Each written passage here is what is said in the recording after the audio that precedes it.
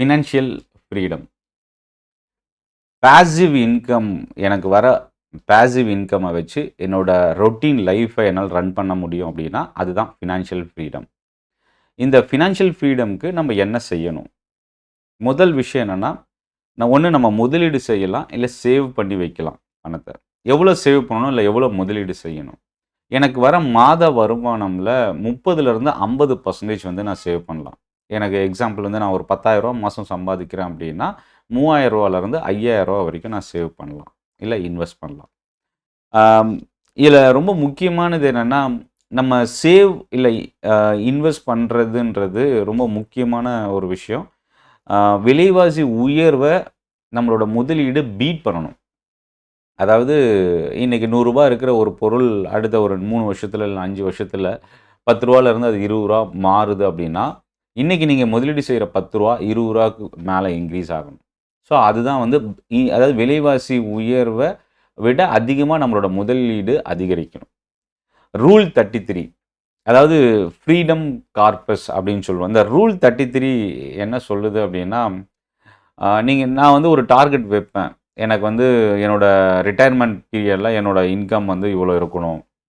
என்னோட corpus amount டோட்டலாக நான் இன்வெஸ்ட் பண்ணியிருக்கிறது இவ்வளோ அமௌண்ட்டு டார்கெட் ரீச் பண்ணணும். இந்த மாதிரி ஒவ்வொருத்தருக்கும் ஒவ்வொரு டார்கெட் இருக்குது.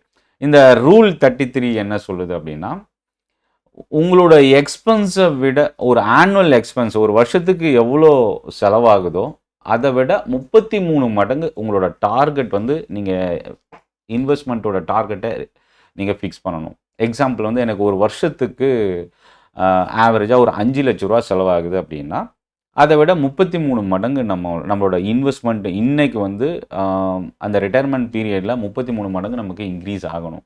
கிட்டத்தட்ட பார்த்திங்கன்னா இந்த 33 மடங்கு அப்படின்றது நியர்லி ஒரு 1.5 கோடி ரூபா வரைக்கும் நம்ம சொல்லலாம்.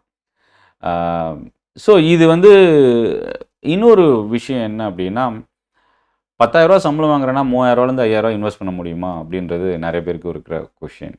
இஎம்ஐ ரூல், இந்த இஎம்ஐ ரூல் நம்ம ரொம்ப ஸ்ட்ரிக்டாக ஃபாலோ பண்ணணும். இதுதான் நம்மளோட என்டையர் ஃபினான்ஷியல்லையே வந்து டிஸ்டர்ப் பண்ணக்கூடிய ஒரு விஷயம்.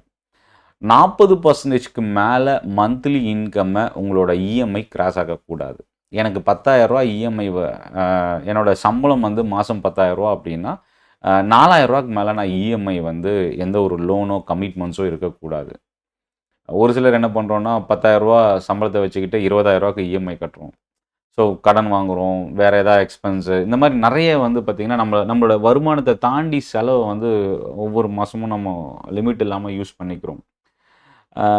இதில் ரொம்ப கடைசி பாயிண்ட் என்ன, ரொம்ப முக்கியமான பாயிண்ட் அப்படின்னா, நீங்கள் ஒவ்வொரு வருஷமும் நீங்கள் மாதம் இன்வெஸ்ட் பண்ணுறதில்ல, வருஷம் இன்வெஸ்ட் பண்ணுறத ஒவ்வொரு இயரும் நீங்கள் இன்க்ரீஸ் பண்ணணும்.